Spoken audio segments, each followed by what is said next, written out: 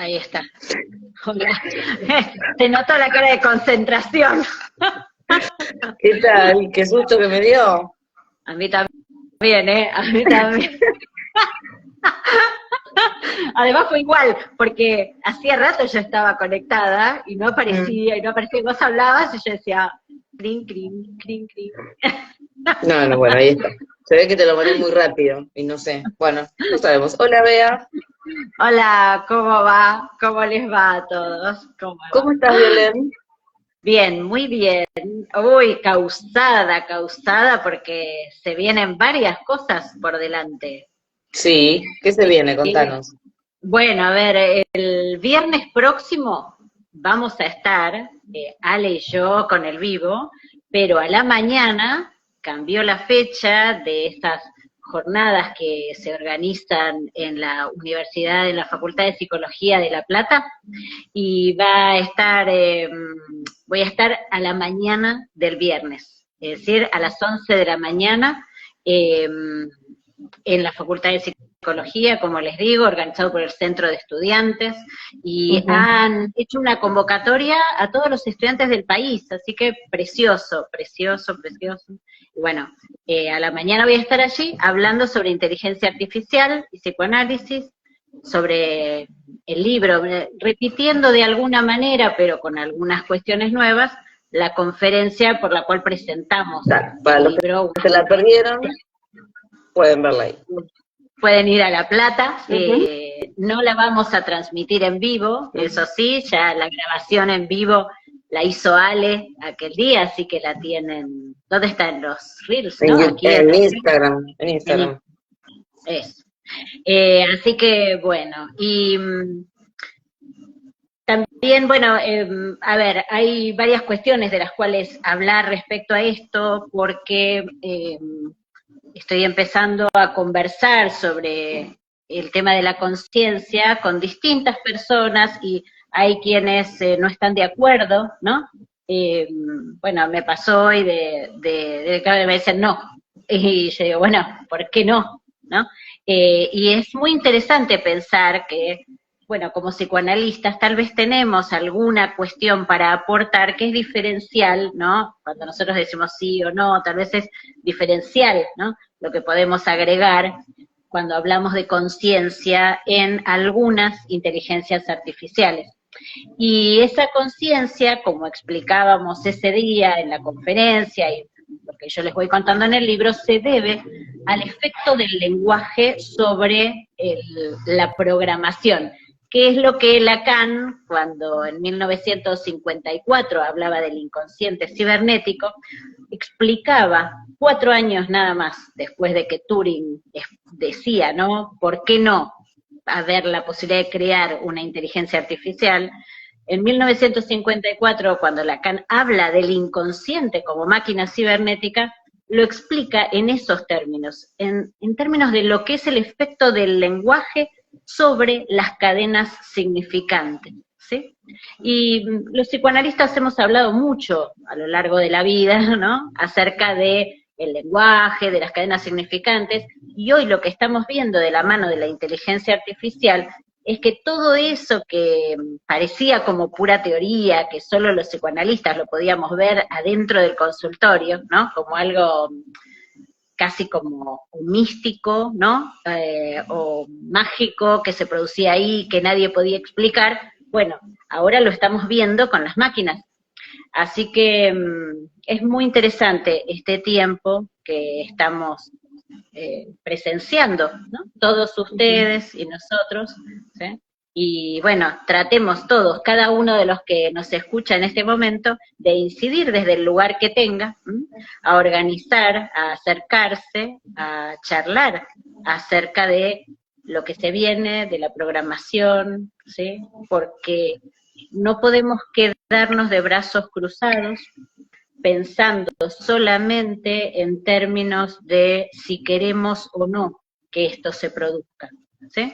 Eh, no, digamos, no, nuestra opinión en términos históricos ¿no? Como opinión no es tan importante, ¿sí? Y esto es lo principal, es decir, lo que tenemos que hacer es trabajar, ¿sí? Trabajar para proponer, para reunirnos con otras disciplinas. Así que bueno, hoy entonces, ¿no? Hoy Sí, dale. vamos a hablar eso, de otro de los efectos importantes que el lenguaje tiene, sobre los sujetos. Y vamos a tratar de hablar de eso que vemos todos los días en el consultorio, que es el masoquismo. Vieron que del masoquismo mucho se habla, pero cómo trabajar, qué cosas tener en cuenta cuando hablamos del masoquismo, es muy importante, y es muy importante para el analista, para distinguir planos, ¿sí? Porque el masoquismo, el concepto de masoquismo, está como generalizado, ¿no? Y se dice, bueno, todavía hay gente que piensa que se trata de una perversión, ¿no? Y no se trata de una perversión. En realidad es el efecto del lenguaje sobre el sujeto. Más específicamente es el efecto de la pulsión sobre el psiquismo o sobre el cuerpo. Entonces, el caso del sujeto masoquista en su juego con, supongamos, su partener sádico, como una de las modalidades que se dice de la perversión, es solo una ejemplificación escénica, ¿sí?, de algo que en realidad el neurótico padece cotidianamente, ¿no? Que es, por ejemplo, cuando uno ha querido, vamos a imaginar, ¿no?, cuando uno ha querido mucho a alguien, ¿no?, o ha imaginado que ese alguien era en una pieza importante, ¿no?, en todo lo bueno que alguien tenía en su vida, ¿sí? Y cuando de repente esa persona empieza a portarse, uno diría de una forma anómala, ¿no?, cuando ya no nos hace tanto bien, cuando nos hace sufrir, ¿sí? Y esto que uno vivencia mucho, ¿no?, que es ese punto donde el sujeto va y se ofrece una y otra vez a ese sujeto que lo maltrata, ¿sí?, una y otra vez, vamos a decir así, aquí en Argentina, no sé si en otros países se usa también, ¿no?, esa frase, que es poner la cabeza en la guillotina, ¿no? Una y otra vez el sujeto va y pone la cabeza en la guillotina esperando que el otro, esta vez, no lo vuelva a maltratar. Y esto generalmente se dice, bueno, ay, es que yo soy un masoquista, ¿no? Un masoquista, una masoquista.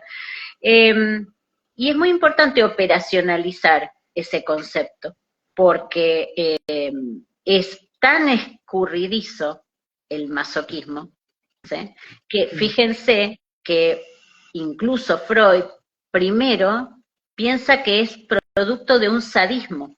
Fíjense qué interesante. Freud al principio no piensa en términos de un masoquismo como algo primario en el sujeto. Él piensa que en realidad se trata de una cuestión sádica, ¿no?, que el sujeto se enoja con el otro y por sadismo, ¿sí?, lo agrede, ¿sí?, y entonces, bueno, las sensaciones de culpa ligadas a ese sadismo inicial producen retroactivamente una cuestión masoquista. Fíjense que esto estaba como muy teñido de lo imaginario, ¿eh? Y es como la primera teoría freudiana acerca del masoquismo. El masoquismo en ese caso era secundario, ¿sí? Pero, ¿qué pasa a partir de 1920? Que Freud descubre la pulsión de muerte y dice, los humanos somos una mezcla de pulsión de vida y de pulsión de muerte. Lo que empieza a suceder de la mano del nacimiento, de la crianza, de los padres que con su ternura van, bueno, libidinizando a ese bebé, es que la pulsión de vida y la pulsión de muerte se van separando, ¿sí? ¿Qué sucede con los efectos? Pero, a ver, se separa, pero el tronco sigue estando igual, está unido la pulsión de vida y la pulsión de muerte. ¿Comprenden? Se sueltan una serie de cuestiones que permiten que un niño viva, ¿sí?, asuma un cuerpo, tenga ganas de jugar, sea un poco narcisista, como son los niños, ¿sí? Bueno, esto tiene que ver con la pulsión de vida. Pero la pulsión de vida está atada irremediablemente a la pulsión de muerte. y el efecto, uno diría lógico, ¿sí? La consecuencia lógica de esa pulsión de muerte anudada a la pulsión de vida es el masoquismo. Es ese punto donde el sujeto se hace doler, ¿sí? Se ofrece al otro, y es muy fuerte porque esto es de lo que padecen en general todos los sujetos neuróticos, ¿no? De no poder parar de sufrir, porque si no, el otro los trata mal y dice, bueno, adiós, no te veo nunca más, y ya está, y no es así. Entonces, una primera cuestión técnica que es muy importante que ustedes tengan en cuenta es que como producto del masoquismo, el sujeto padece su propia pulsión, pero el sujeto está en dos sentidos.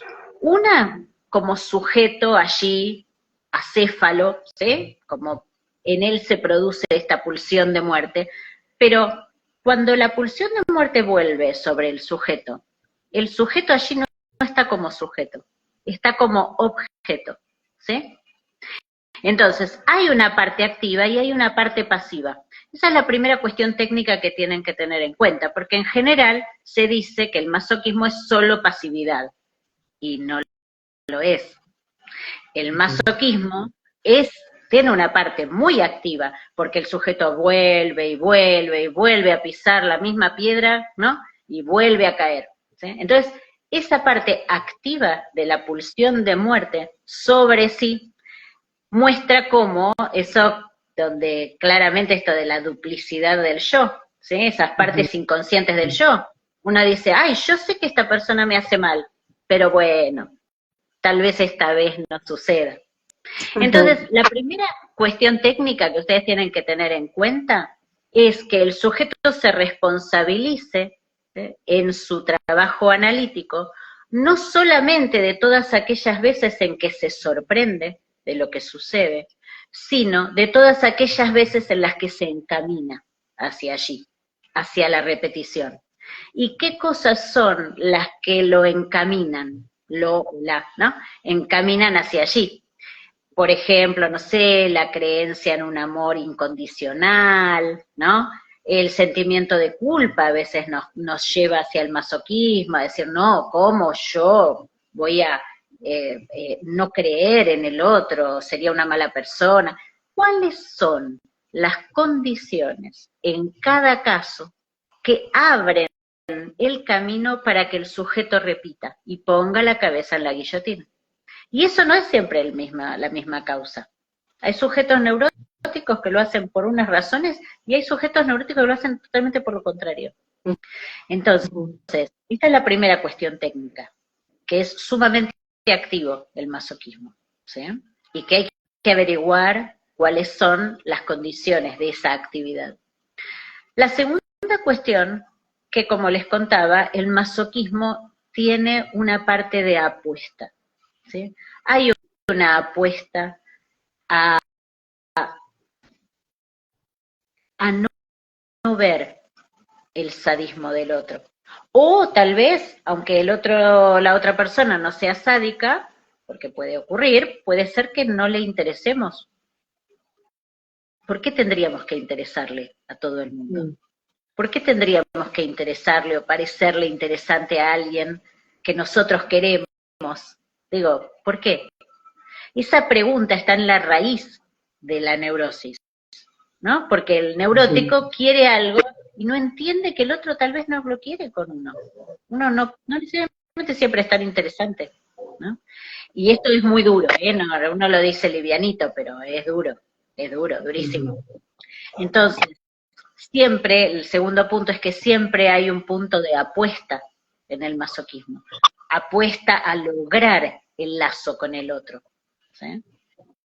Y esto es lo que el sujeto neurótico no quiere ver, que es ese tercer punto, que es no querer ver la castración, no querer ver el sadismo del otro, o no querer ver el desinterés del otro. El neurótico, hay un punto, ¿no? El sujeto neurótico no quiere tolerar su propia falta, ni quiere, ni tolera que algo le haga falta. Entonces va y llena ese espacio vacío, diciéndose como objeto. ¿Sí?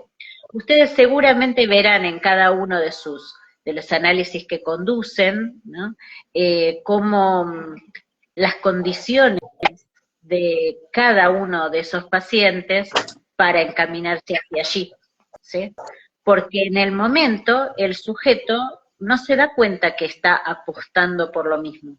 Piensa que el otro va a cambiar y todo el tiempo las reflexiones tienen que ver con el otro.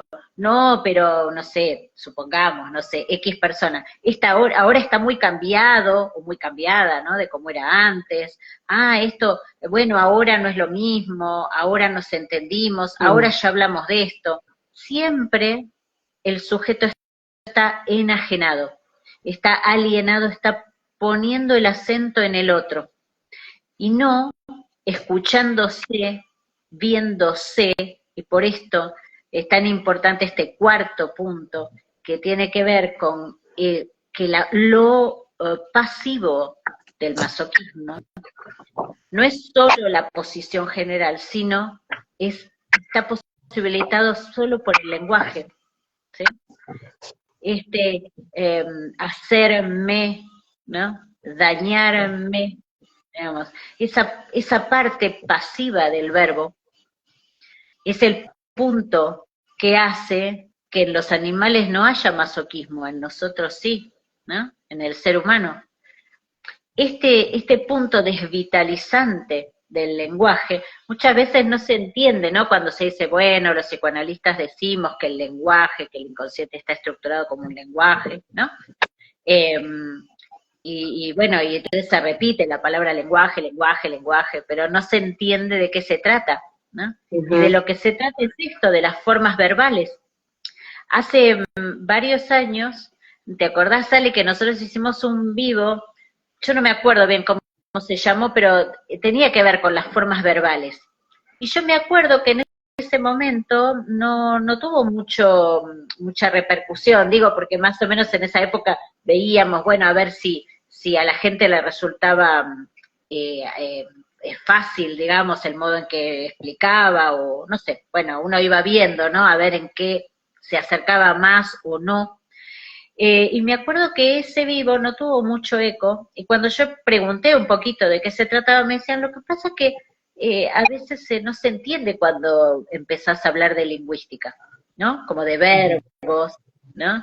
Y entonces uno habla de pronombres, verbos, y suena como todo hoy, qué cosa aburrida tal vez, ¿no? Para aquellos que prefieren la literatura, y está muy bien, ¿no? Uno prefiere hablar en términos de historias, pero lo importante que ustedes es importante que recorten, ¿no? Es que trabajamos con cadenas de palabras. Las cadenas multiplicadas y conectadas entre sí hacen una historia, pero la historia es posible por el encadenamiento lingüístico, ¿sí? Por el modo en que se usan los verbos. Por eso es tan importante que los psicoanalistas o lean o vean películas donde se trate de un modo, ¿cómo diría? ¿Cómo podríamos decir, Ale? De un modo cuidadoso el lenguaje, las formas verbales, porque necesitamos mucho de eso para poder leer. La riqueza verbal que tengamos nos va a permitir trabajar, escuchar, decir, no, porque esto se puede decir de otra manera, y ahí el paciente lo escucha. Capaz que como lo dice todos los días, no se escucha a sí mismo. O tal vez los modos que un analista tiene de explicar, o de hablar, o de interpretar, para ese paciente no terminan de ser entendidos. Entonces, hay que enriquecer mucho el lenguaje, ¿sí? Para poder mostrarle al paciente cómo en esa construcción verbal, de repente dio una vueltita, ¿no? Y terminó hablando de sí mismo de un mal modo, ¿no? Y uno dice, ¿cómo es esto? ¿No? ¿Cómo es que usted habla de sí, ¿no? De sí mismo, así, ¿no? Bueno, estas pequeñas cuestiones que tienen que ver, son muy importantes en relación al masoquismo. El masoquismo masoquismo está indisolublemente unido a las formas verbales. Entonces, siempre cuando están frente a los distintos casos que conducen, tengan en cuenta estas cuestiones, tengan en cuenta de qué forma hablan, ¿sí? El otro día una paciente me decía eh,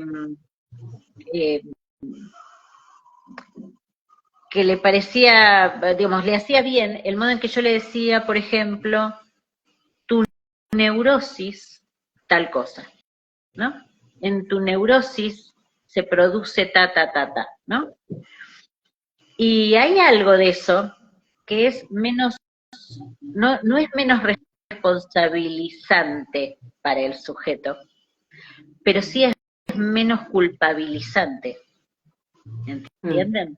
Es cómo el lenguaje opera dentro de sí, de ese aparato psíquico, de modo tal que el sujeto cree ver determinadas cosas que después en su relato se caen, no son así, pero bueno, las lee de determinado modo. Y entonces, el pensar en términos de tu neurosis, su neurosis, produce determinados efectos, hace que el sujeto pueda distanciarse a la vez que es él o ella, ¿no?, quien está pensando así. Así que, bueno, espero que este vivo les sirva. Súper interesante. Acá Euge agradece. Ay, qué bien. Muy clarificador. Qué bueno, gracias, muchas gracias. Es algo que nos acompaña siempre, la neurosis, ¿no?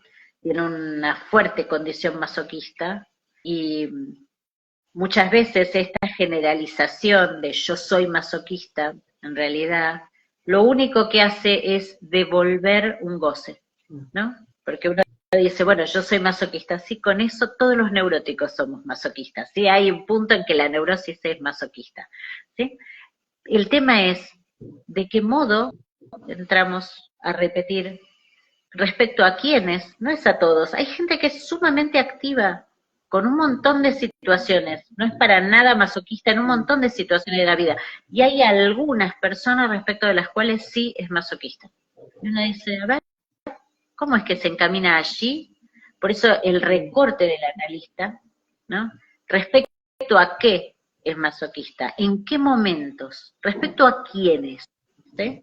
No la generalización, sean enemigos siempre de las generalizaciones cuando están trabajando con un caso. Siempre vayan al detalle, como les digo. Así que bueno. Bueno, gracias a todos por quedarse, por estar con nosotras. Nos vemos el viernes próximo en el mismo horario. Aunque en Argentina es feriado, se hace igual. Y hablamos sobre inteligencia artificial. Eso, la semana que viene hablamos sobre inteligencia artificial. Para aquellos que no pudieran estar, vamos a hablar sobre eso. Sí. Perfecto. Nos vemos el viernes próximo. Cuídense.